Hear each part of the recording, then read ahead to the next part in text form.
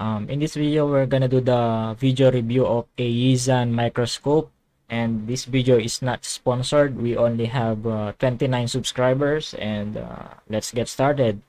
So, meron tayo ngayong microscope dito. So, ito siya, yung 180 times zoom lens. Ito yon.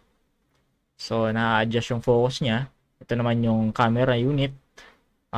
HDMI yung output niya. And eto na-adjust din yung light syempre. Itong ring light. And then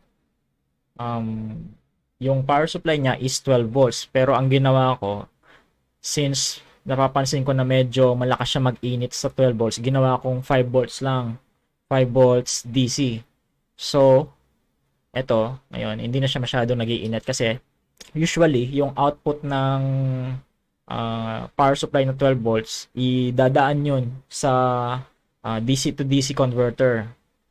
So, yung DC to DC converter na yun, siya yung mag-absorb nung sobra-sobrang power na pinoproduce nung power supply.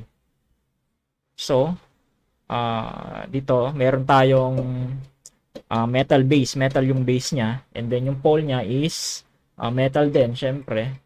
Pero I believe, ito ay ano lang, coated lang na steel. Pero hindi siya pure na stainless kasi dumidikit siya sa magnet. So, ito sabi ko nga, ito yung focus. Fine focus, ito yun. So, ang ginawa ko, kinonect ko siya sa, yung output na HDMI, kinonect ko siya sa USB to HDMI capture device para ma-feed ko siya sa OBS Studio. So, ngayon, ito yung output niya. Papakita ko. 4, 5. Ito siya. So, maglalagay tayo ng papel para mas hindi siya magasgas, para hindi magasgas yung base natin. Ito siya. So, select ko yung number 5. Ito yung output niya.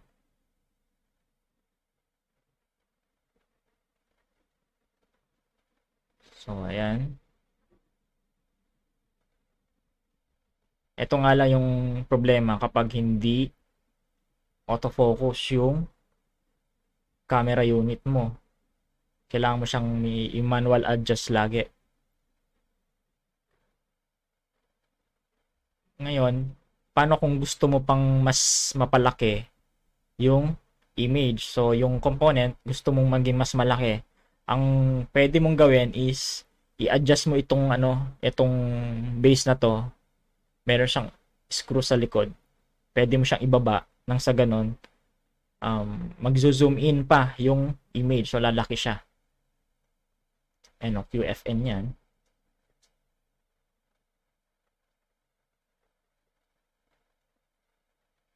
Makikita mo na yung pagkaka-solder kung maayos ba.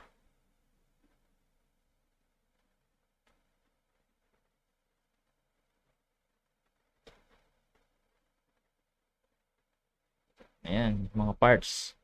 So, yung ring light pala, meron siyang LED na ang pagkaka-connect sa kanya or yung assembly niya is hindi siya 90 degrees. Ibig sabihin, kapag kasi yung LED assembly is 90 degrees, yung light na nagpupunta dun sa yung light na i-release ng LED is magbabounce papunta dun sa, or magbabounce din dun sa lens. So papasok lang sa lens yung light na napoproduce. Ibig sabihin, magkakaroon ng glare. So kailangan yung LED nitong ring light is kailangan at nasa siguro 45 degrees para hindi mag-reflect yung light. So, ayan.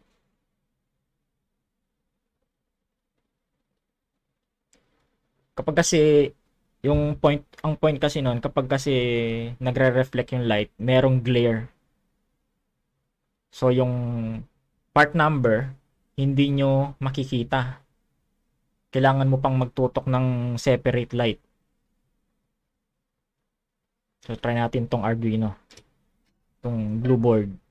Red kasi yun eh. Tong launchpad. Try natin tong Arduino.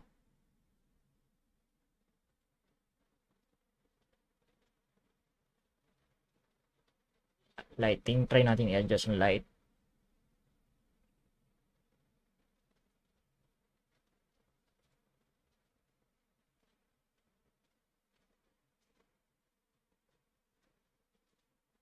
USB port. Ayan. Kung mapapansin nyo, ako na adjust sa focus kasi nga hindi siya autofocus.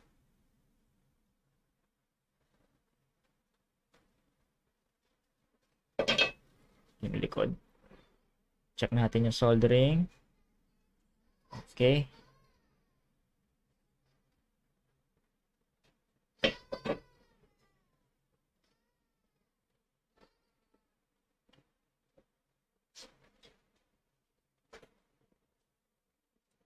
Meron ako ditong sirang USB flash drive.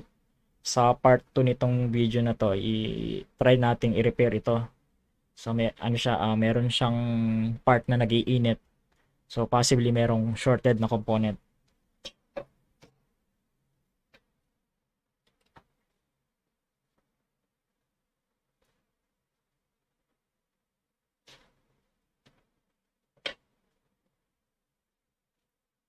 Ayan oh. Meron siyang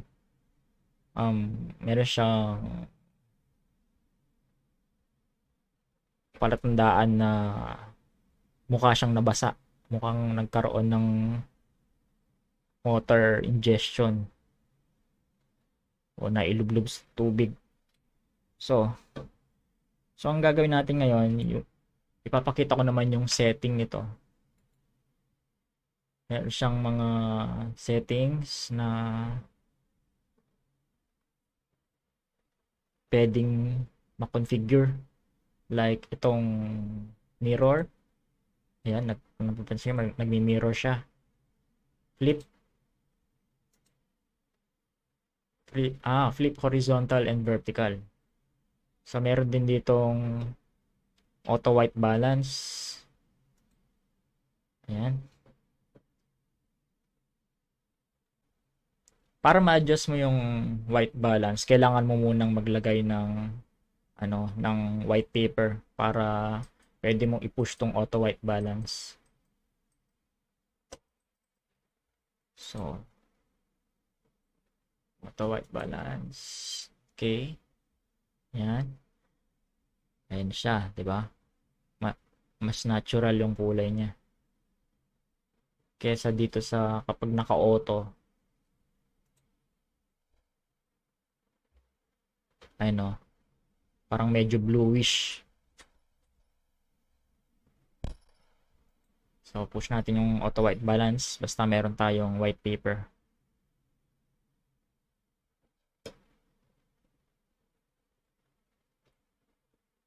Dito naman pwede nating i-adjust yung mga RGB at channels.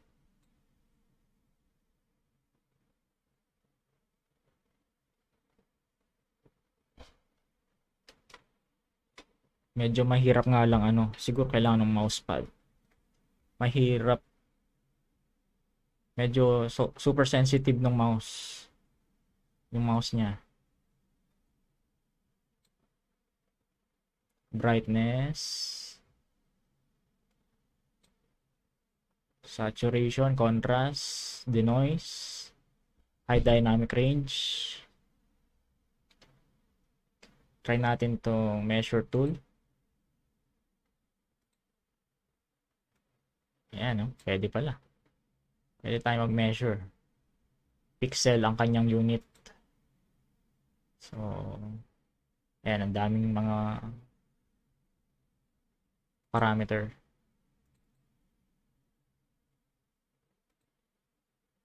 So, pwede mo siyang i-delete.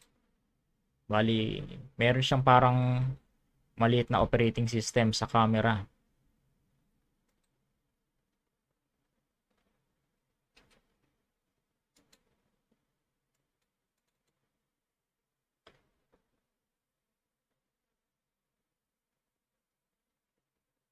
So ayun, hindi na natin ginawa yung unboxing review nito kasi parang ano lang naman, um, simple lang naman yung mga parts niya.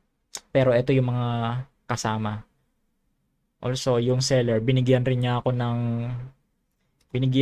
ng ano, ng free na mga pangkalas, mga precision screwdrivers na pang iPhone tsaka Android.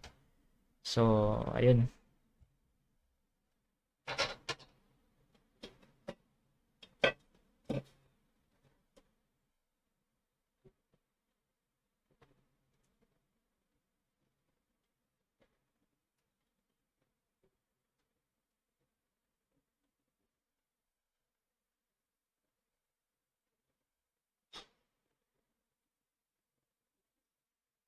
Ngayon, ang isang advantage ng meron kang HDMI capture device is hindi mo na kailangan ng separate monitor. Ang gagawin mo na lang i-download mo yung OBS Studio, and then kailangan meron kang HDMI capture device, and then kailangan yung output nun ipi-feed mo ipi-feed mo sa USB, and then yung output nitong microscope, yun ang ifi-feed mo sa USB capture device. That way, hindi mo na kailangan ng separate na monitor. So, yun yung solution na nakikita ko kung meron kang isang monitor lang sa, halimbawa sa shop mo. Pero ako kasi wala man akong shop, ano lang ako, electronics hobbies. So, pero kung may mga gusto magpa-repair dyan, pwede naman. So, ayun, sana nagustuhan nyo tong review na to.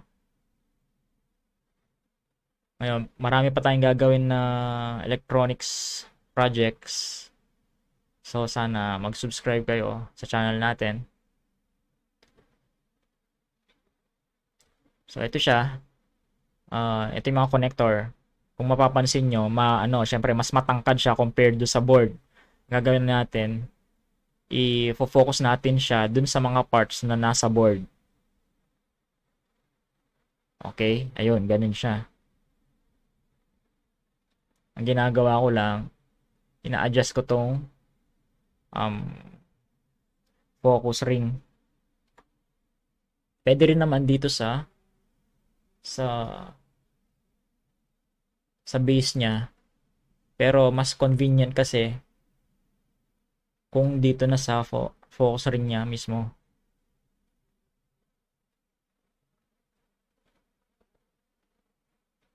Ito sa tingin ko ano lang to, fine tune. Correct me if I'm wrong. Parang fine focus.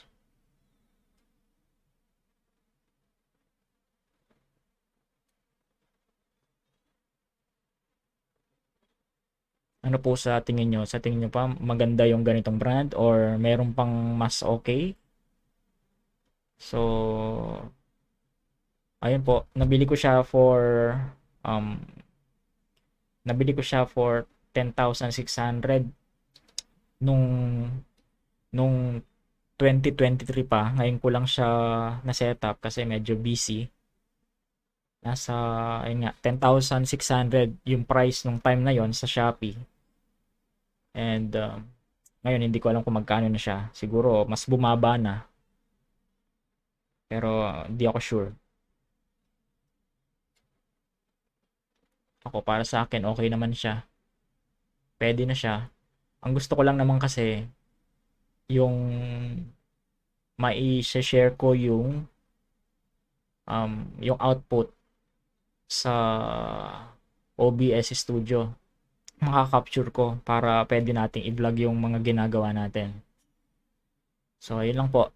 Thank you for watching. Sana nagustuhan nyo po yung video ng review ng Yizan microscope.